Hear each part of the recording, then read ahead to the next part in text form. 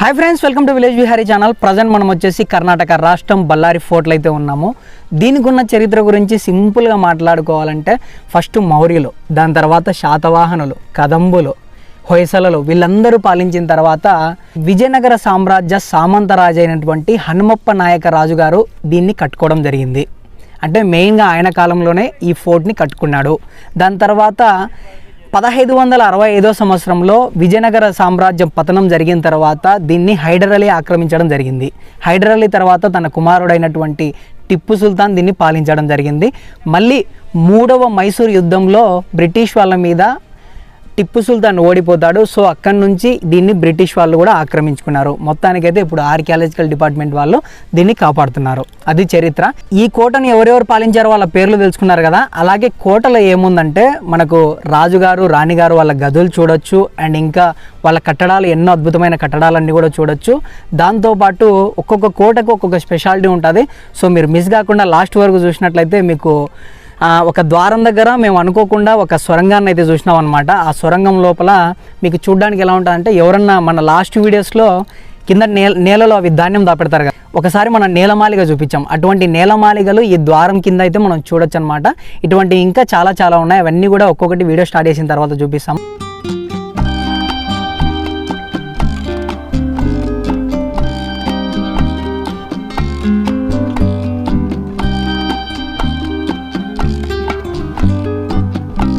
Wow, ద్వారం దగ్గరికి వచ్చేసినాము.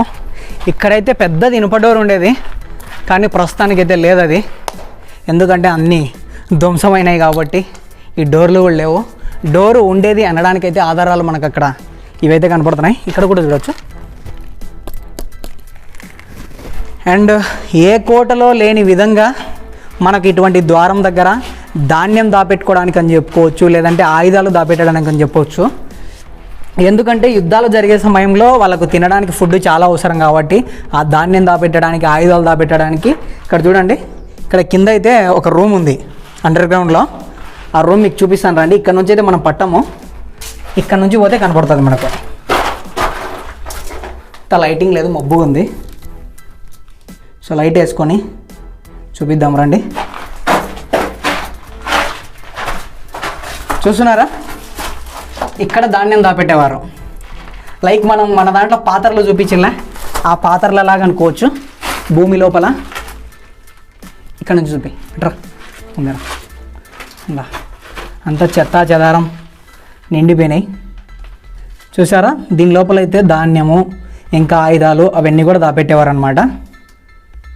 చాలా రేర్గా అయితే మనం చూస్తుంటాము. అంటే సపరేట్గా ఉంటాయి కానీ ఇట్లా ద్వారాల దగ్గర అయితే ఉండవు. ఓకేనా, చూసారా. అండ్ ఇక్కడ నుంచి వెళ్ళామంటే మండపం పైకి వస్తాం, అంతే, అంతకుమించి ఏం జరగదు. ఓకేనా.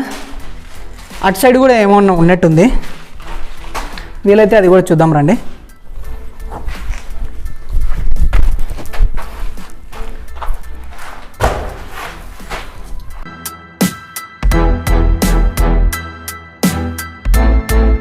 ఇంకా నెక్స్ట్ ఏమేమి ఉన్నాయో ముందర పోయి చూస్తే అర్థమవుతుంది.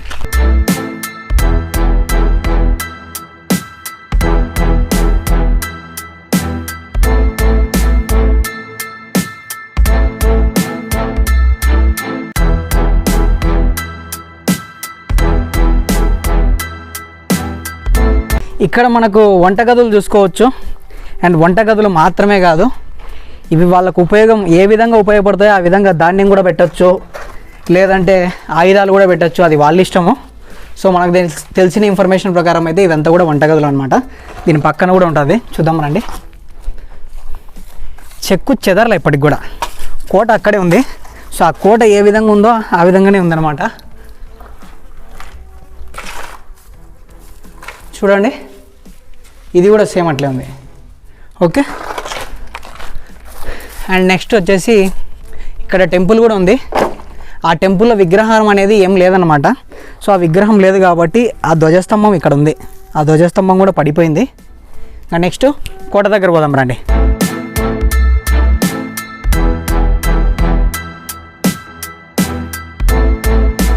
చెక్కు చెదరని కోట దగ్గరికి వచ్చినాము.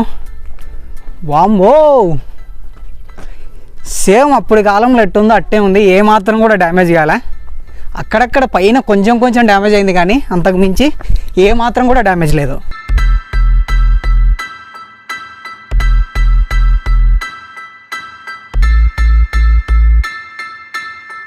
ఎస్, చూడండి లోపలికి ఎంటర్ అయినాం మనము కోట లోపలికి. అంటే అన్ని కోటలలో ఎక్కువసేపు నడిచినట్టు అనిపించింది, కానీ ఈ కోటకైతే పెద్దగా అంత దూరం అనిపించలే అనమాట. అంటే ఎవరైనా కూడా కొంచెం ఏజ్ ఉన్న వాళ్ళు కూడా చాలా ఈజీగా అయితే రావచ్చు. ఇక్కడంతా కూడా సైనికులు ఉండేవారు అనమాట.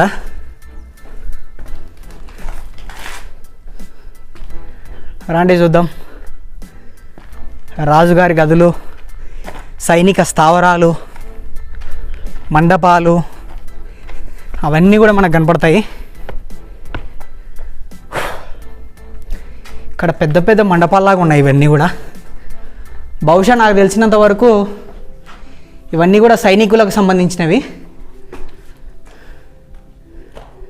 సైనికులు, రాజులు ఏదైనా సమావేశాలు ఏర్పరచుకోవడానికి ఆ విధంగా ఉండొచ్చు. అండ్ లోపల మాత్రం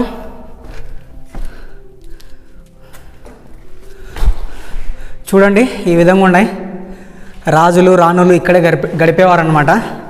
అప్పుడు కాలంలో వాళ్ళకు వెంటిలేషన్ అంటే గాలి, వెలుతురు అదంతా రావడం కోసం అని చెప్పి పైన ఆ విధంగా పెట్టుకున్నారు.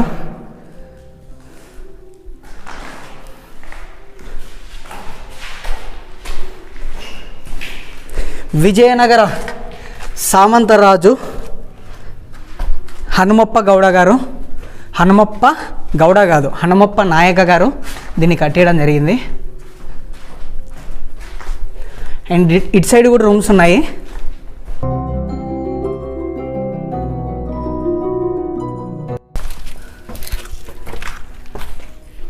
ఇంకా నెక్స్ట్ అటు సైడ్ కూడా కొన్ని రూమ్స్ ఉన్నాయి, అవి కూడా చూద్దాం రండి. ఎగ్జాక్ట్గా మనం రాణిగారు, రాజుగారు ఉన్నటువంటి ఈ మహాల వెనకాల ఉన్నాం అనమాట. సో ఇక్కడ మనకు నీళ్ళు కనపడుతున్నాయి కదా, నీటి అవసరాల కోసం ఇవి నిర్మాణం చేసినవి కాదు, ఆటోమేటిక్గా ఆ కొండ లోపలే ఒక తొట్టిలాగా ఏర్పడినవి అనమాట. సో వీటి లోపలే నీళ్ళు అనేది స్టోర్ చేసేవాళ్ళు. మనకి ఇప్పటికి కూడా నీళ్ళు కనపడతాయి. ఇంకొక స్పెషాలిటీ ఏంటంటే ఇటువంటివి ఈ కోట మొత్తంలో కూడా మొత్తం 7 ఉన్నాయంట. ఆ 7 కూడా ఒక్కొక్క దాంట్లో ఒక్కొక్క కలర్ నీళ్ళు ఉంటాయంట. అదే స్పెషాలిటీ. ప్రస్తుతానికైతే అవి ఎక్కడ ఉన్నాయో ఏమో, అవన్నీ తిరగాలంటే చాలా ఓపిక ఉండాలి. అప్పుడంటే వాళ్ళ సైనికులు ఉండేవారు కాబట్టి చాలా ఈజీగా వాళ్ళను పోయి తీసుకురాబో అంటేనే తీసుకొస్తారు. ఎందుకంటే కేవలం నీళ్లు తేవడానికి, భోజనం వండడానికి అటువంటి దానిలకు సపరేట్గా ఉంటారనమాట. ప్రస్తుతానికైతే ఇక్కడే మనకు చాలా వరకు కనపడతాయి. అక్కడ కొన్ని ఉన్నాయి, ఇక్కడ ఒకటి ఉంది, ఇక్కడ ఒకటి ఉంది. చాలా వరకు కూడా సైనికులు కావచ్చు, రాజుగారు కావచ్చు, వాళ్ళందరికీ కూడా నీటి అవసరాలకు ఈ నీళ్ళు అయితే సరిపోతాయి. అండ్ ఇటు సైడ్ పోదాం రండి. నేను ఏదైనా మాట్లాడుతుంటే ఈ ప్రదేశంలో రీసౌండ్ వస్తుంది.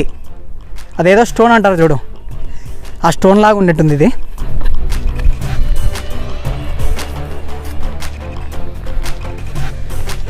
అండ్ ఇక్కడ కూడా కొన్ని రూమ్స్ ఉన్నాయి.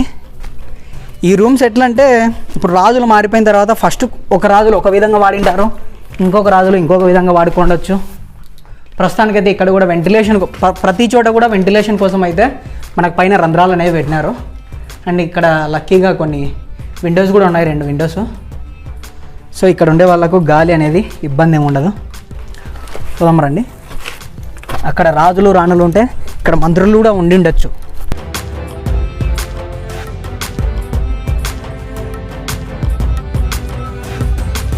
అండ్ అక్కడ నుంచి మనం బళ్ళారి మొత్తం కూడా చూడొచ్చు. ఇక్కడంతా కూడా మీరు అబ్జర్వ్ చేస్తే అక్కడ మీకు రంధ్రాలు కనపడతాయి కోటగోడలో.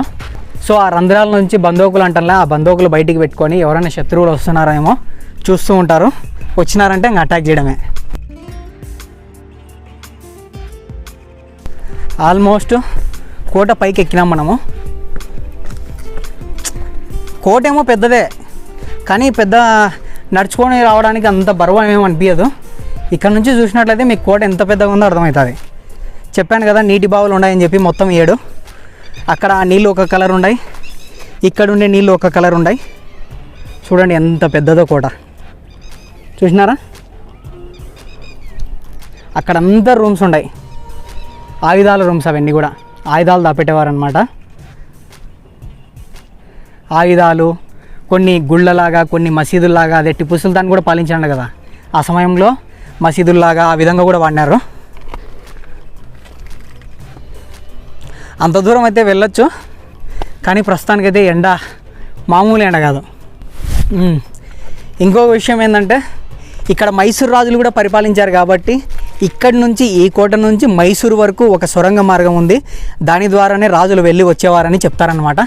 అది ఎంత మటుకు నిజమో కనపడదే కానీ మనం చెప్పలేం. సో కాబట్టి జస్ట్ పూర్వీకులు చెప్పిందే మీకు చెప్తున్నాము. అండ్ ఇక్కడ మనం కొన్ని చదివిన ప్రకారం, దాని ప్రకారం ఎలా అయితే ఉందో అదే చెప్పాము. కిందండే రాజులు రాణులు గదులు చూసినారు కదా, ఇప్పుడు అప్పటి కాలంలోనే పైన ఎట్ట కట్టుకున్నారో చూపిస్తారండి. ఇదైతే మనకు ఆశ్చర్యానికి గురి చేస్తుంది. ఎంత కంఫర్ట్గా ఉండేవాళ్ళు వాళ్ళు అనేది మనకు అర్థమవుతుంది. అండ్ ఇవన్నీ కూడా భటులు ఇక్కడ ఉండేవారు అనమాట. రాజుగారు రాణిగారు మెయిన్గా పైన ఉండేవారు. అంటే కింద కూడా ఉంటారు, కానీ కింద కంటే ఎక్కువ పైన గాలి వెలుతురు ఎక్కువ ఉంటాయి కాబట్టి సో పైన ఎక్కువ ఉండడానికి ఇష్టపడతారు. ఓ మామూలు ఇటువంటివన్నీ చాలా సహజం.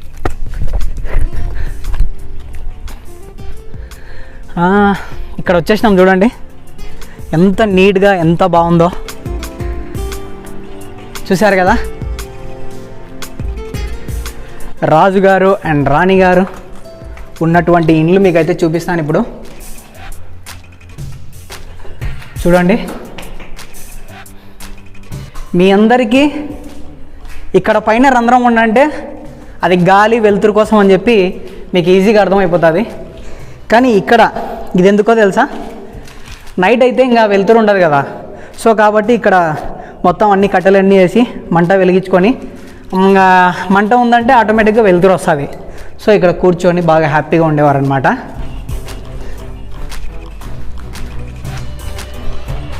ఇది పైన, ఇప్పుడు మనం ఉండేది పైన. అక్కడ ఒకటే కాదు, ఇక్కడ కూడా వెంటిలేషన్కి ఉంది. ఇక్కడి నుంచి కూడా గాలి వెలుతురు అయితే వస్తాయి. అండ్ ఇటు సైడ్ కూడా ఉన్నాయి, చూద్దాం రండి. మామూలు విషయం కాదు, అప్పట్లోనే పైన కట్టించుకున్నారంటే. అండ్ ఇది కూడా 2 గదులు ఉన్నాయి పైన, చూశారు కదా. అక్కడ ఒక గది, ఇది 2వ గది. మొత్తానికైతే ఇక్కడ నుంచి బాగా చల్లని గాలి, ఇక్కడ కూర్చుని కూడా బాగా హ్యాపీగా చల్లని గాలి వస్తుంది. ఇంకా కిందికి పోదాం రండి. ఫ్రెండ్స్, వీడియో చూశారు కదా, ఇలాంటి మరెన్నో మంచి మంచి హిస్టారికల్ ప్లేసెస్ అయితే మన ఛానల్లో వస్తూ ఉంటాయి. కొత్త వాళ్ళు ఎవరైనా చూస్తుంటే తప్పకుండా సపోర్ట్ చేయండి. అలాగే మన వాళ్ళు కనీసం వాట్సాప్ స్టేటస్గా అయినా పెట్టుకోండి. బై బై లవ్ అందరికీ. కెమెరామెన్ నరేంద్రతో మీ షాహిద్. అలాగే డిస్క్రిప్షన్లో ఇన్స్టాగ్రామ్ లింక్ ఇస్తాం, తప్పకుండా ఫాలో కండి.